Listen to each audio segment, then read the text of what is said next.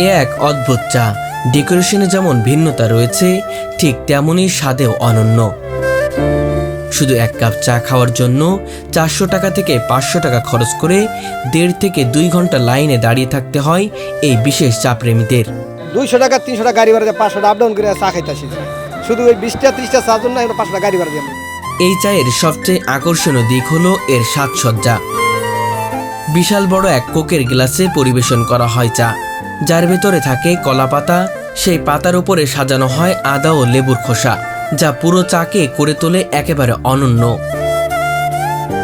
শুধু এখানেই সীমাবদ্ধ নয়, গ্লাসের উপর একটি গোল কাটা লেবু রাখা হয়, যাতে মশলা মাখিয়ে গ্লাসের ঠিক উপরে রাখা হয়। চায়ের এই অনন্য স্বাদ ও সুবাসী মানুষকে বারবার টেনে আনে। মানে রকম বা চাটা এত স্বাদ কোনো জায়গায় নেই, শরীরপুর কোথাও হয়নি এই চাটা, ঠিক আছে। যার ফ্লেভারটা, এই ফ্লেভারটা কোনো জায়গায় পাওয়া যায় না। হ্যাঁ, যে জিনিসটা দেয় হ্যাঁ জানে, আল্লাহ জানে কি দেয়, ঠিক আছে। ফ্লেভারটা অন্যরকম, মজা লাগে, অনেক মজা লাগে, স্বাদ লাগে।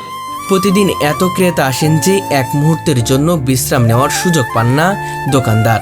প্রতিদিন গড়ে তিনি বিক্রি করেন প্রায় 2000 কাপ চা। 2000 কাপ ইনশাল্লাহ আপনার দেওয়া। 2000 মানুষ আসে এখানে। জি জি, প্রতিদিন আরো বেশি আসে ইনশাল্লাহ আপনার দেওয়া। আমার মতে একটা চা খেতে হলে আজ ওদের জন্য আমার আজকে ওদেরটা খারাপ, তো এই জন্য একটা চা খেতে হলে আপনার কমসে কম 1 ঘন্টা ওয়েট করতে হবে। শুরু করেছিলেন সাধারণ এক কাপ চা দিয়ে, আর এখন তার দোকানে পাওয়া যায় 40 রকমের চা। প্রতিটি চারই নিজস্ব রেসিপিতে তৈরি। ড্রাগন টি আছে, একটা আছে স্পেশাল, একটা আছে নর্মাল। এবার ধনিয়া পাতার চা আছে, পিনিক্স চা আছে, তেঁতুলের চা আছে, বোম্বাই মরিচ চা আছে, ব্যাম্বো চা আছে, পোড়া কপি আছে, হট কপি আছে, কেক কপি আছে, তান্দুরি চা আছে, মালটা চা আছে, মালাই চা আছে, বড়ির চা আছে, এবং বড় বাপে বড় পোলা আছে, আর অনেক ধরনের চা আছে। আজ তিনি শরীয়তপুর জেলার নড়িয়া উপজেলার পণ্ডিতসারে এমন এক জনপ্রিয় নাম, যাকে স্থানীয়রা ভালোবেসে ডাকেন চা বিক্রেতা রোকন নামে। আসলে এই জায়গাটা আমাদের এলাকার একটা নাম করা চার দোকান, যে জায়গায় প্রতিদিনই আমরা আসি, মাঝে মাঝে আসি, কারণ এর চাটা অনেক টেস্ট, অন্যরকম ফ্লেভারটা পাওয়া যায়, এই জন্য আমরা এই জায়গায় রেগুলারই আসি ধরতে। রোকনের জীবনের শুরুটা কিন্তু সহজ ছিল না। করোনার সময় মুদি দোকান হারিয়ে দিশেহারা হয়ে পড়েছিলেন তিনি। একদিন হঠাৎই বানান এক কাপ চা, যা খেয়ে সবাই প্রশংসা করে। সেখান থেকেই শুরু হয় তার চা বিক্রির যাত্রা। সেই দিন থেকে তিনি সংকল্প নেন এমন এক চা বানাবেন যা হবে মানসম্মত, স্বাদে ভিন্ন এবং সবার নাগালের মধ্যে। আর আজ সেই সংকল্পই তাকে পৌঁছে দিয়েছে সফলতার চূড়ায়। এখানে আমার চা আছে, আপনার লেবুর চোকলা আছে, এবং এটার সাথে লেবুর মশলা, যে লেবুর রস এটা মিক্স করা আছে। ওকে, এটা আমাদের আদা আছে, এটা আদা স্লাইস করে দিই। এখানে আমার মশলা মিক্স করা আছে, আমার পার্সোনাল মশলা মিক্স করা আছে, এবং এটা আছে আপনার লেবুর পাতা আছে, এখানে মশলা করা আছে। আমার একটা লেবুর স্পেশাল, যেটা স্পেশাল, এটার ভিতরে আমরা কালো জিরা, ধনিয়া, গুয়ামুরা, রসুন, পেঁয়াজ ভাজা, এবং কি প্রতিটি চাটনিতে আমাদের 7 থেকে 8 পদের মশলা মিক্স করা আছে। এটা আমরা স্পেশালভাবে দেওয়ার জন্য। এটা আমরা 1 পদের চা, আরও অনেক পদের চা আছে এখানে আমাদের। বর্তমানে তার দোকানে চা বিক্রির দাম 20 টাকা থেকে শুরু করে 60 টাকা পর্যন্ত। তবে এই ডেকোরেশনের চাই যদি বাইরে খেতে হয়, তাহলে আপনার গুনতে হবে 200 টাকা থেকে 300 টাকা। কিন্তু সকলের কথা চিন্তা করে তিনি খুবই কম প্রাইসে এই চা বিক্রি করছেন।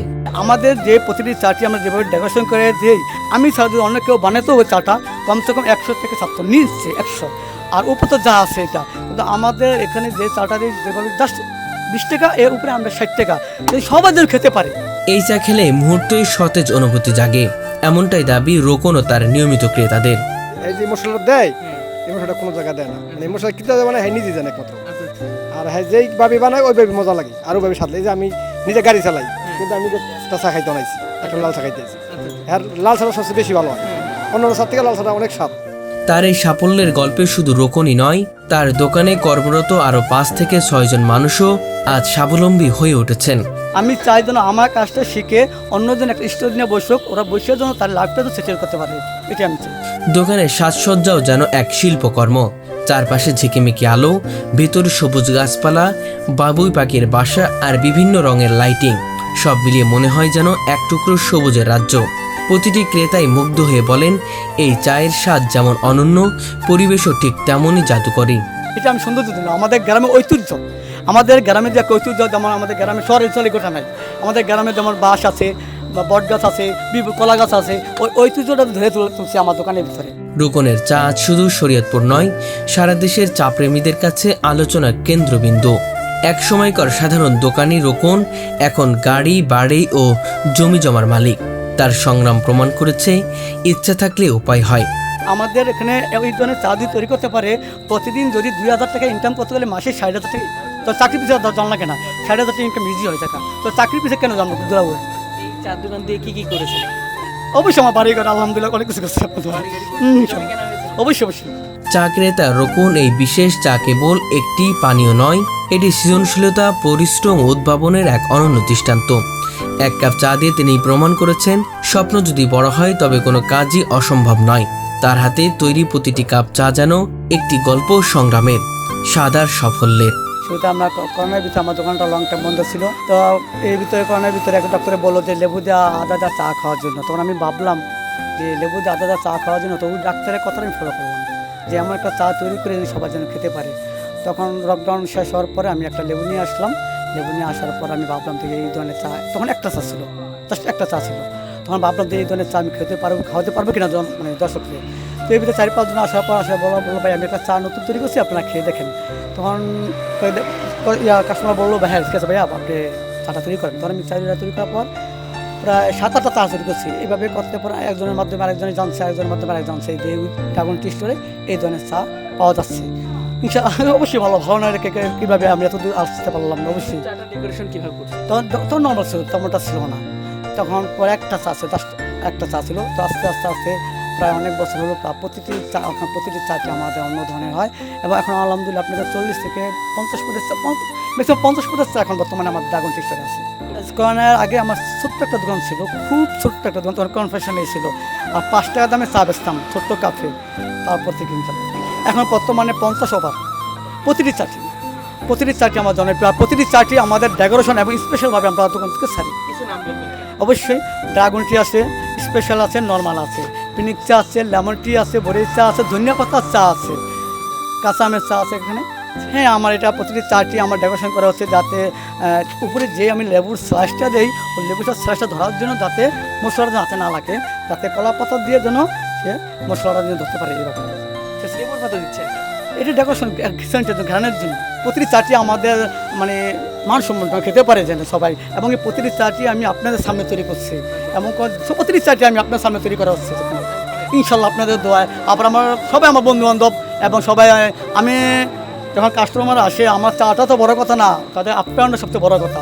আমি তাদেরকে আপ্যায়নটা করতে পারি, সেটা আমার 3-4 জন কর্মচারী আছে তাদেরকে আমি বলে দিচ্ছি যে আগে তুমি চা বিক্রি করবে না, আগে কাস্টমারের সাথে সুন্দরভাবে কথা বলবো, তারপর তুমি চাটা তাকে দিবা। এমনভাবে চাটা দিবা যাতে একটা আপ্যায়ন হয়।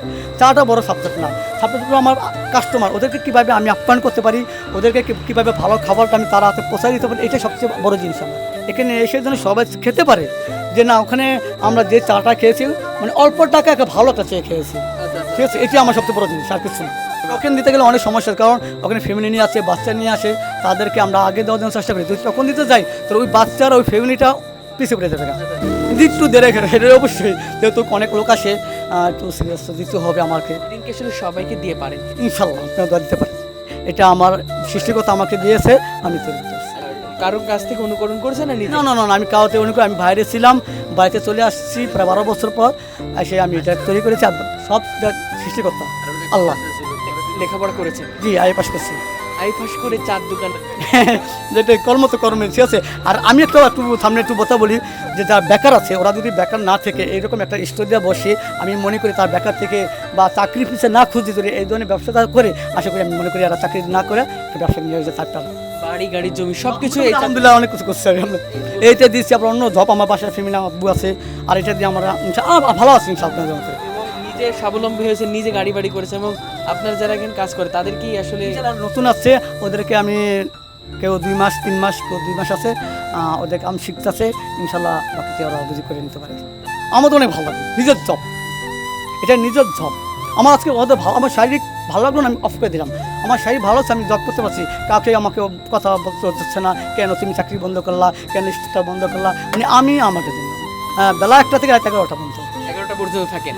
এই 11টা পর্যন্ত কি এই প্রত্যন্ত গ্রাম অঞ্চলের মানুষ থাকে? অবশ্যই অবশ্যই, অনেক লোক আসে, ঠিক আছে, অনেক লোক আসে। একটা চা খাইতে 1 ঘন্টা দেরি করতে হয়, তবু একটা গ্রাম অঞ্চলে এটা আসলে মেনে নেওয়ার মতো কিনা? অনেক ভালো, আমার তো অনেক ভালো লাগে, অনেক ভালো লাগে। যেন ওরা আমার বন্ধু বান্ধব যারা আসে, আমাদের অনেক বন্ধু, আমার ভাই বা আমার ব্রাদার সবাই আসে, ওরা জানে, ওরাও ফলো করে যে আমার কাজটা, এই কাজটা অনেক কত সময় লাগছে, ওকে চাপ দেওয়া যাবে না, যেহেতু কারো লোক আছে ওদেরকে দিতে হবে, তারপরে আমাকে সিরাজতে হবে। অবশ্যই অবশ্যই প্রশংসা করে। সবচেয়ে ভালো লাগে আমার তাদের সাথে মিশে গেছি, তাদের সাথে মানে তার আত্মার সাথে আমার মানে আন্ডারস্ট্যান্ড হয়েছে, খুব ভালো লাগে আমাকে ভালোবাসে। আর বিশেষ করে যারা আসে আমাকে অনেক ভালোবাসে। জি, যখন বলে যে ভাই যখন ভাই চাটা মজা হয়েছে তখন কেমন লাগে? অনেক অনেক ভালো, অনেক ভালো লাগে আমাকে, অনেক ভালো লাগে তখন, মানে অনেক ভালো লাগে তখন। কেমন শ্রেণীর মানুষ আসে এখানে? অনেক ধরনের ভাইয়া, অনেক ধরনের শ্রেণী লোক আসে, আপনার সব ধরনের শ্রেণী আসে আমাদের।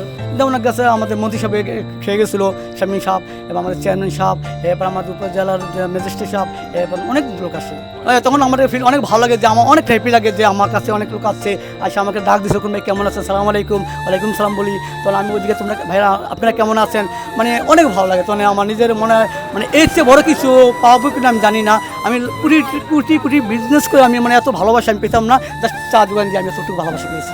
আমার ভালো, আর আমারটা দেখে যেন আরেকজন শিখতে পারে, ওরা শিখে যেন আরেকটা জব করতে পারে, তাতে বাপ মার মাথা বুঝ হয়ে না দাঁড়ায়। যাদের টাকা নাই, আমার কোনো এখানে নেই, ওরা খেয়ে দেয়, আমার কোনো নেই।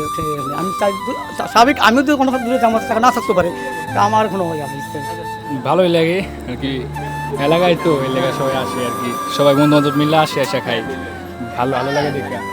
এখানে চা অত্যন্ত অনেক ভালো লাগে, অনেক সুস্বাদু চা, খুবই ভালো লাগে এখানকার চা। না, এখানে প্রথমে অন্যরকম ভিন্ন একরকম চা এখানে পেলাম, অনেক ভালো, দাম হাতের নাগালেই। মাশাআল্লাহ, অনেক সুন্দর। এরকম চা কোনো জায়গায় খাই নাই আমি এ পর্যন্ত, অনেক মজা। ভিন্নটা, এটা ফ্লেভারই অন্যরকম, আসলেই অসাধারণ জিনিসটা। চাটা আসলে ব্যতিক্রম, ঠিক আছে, মানে এটা অন্যরকম একটা টেস্ট, ঠিক আছে, সুস্বাদু, ভালো লাগে, সেজন্য এই জায়গায় সবাই আসে।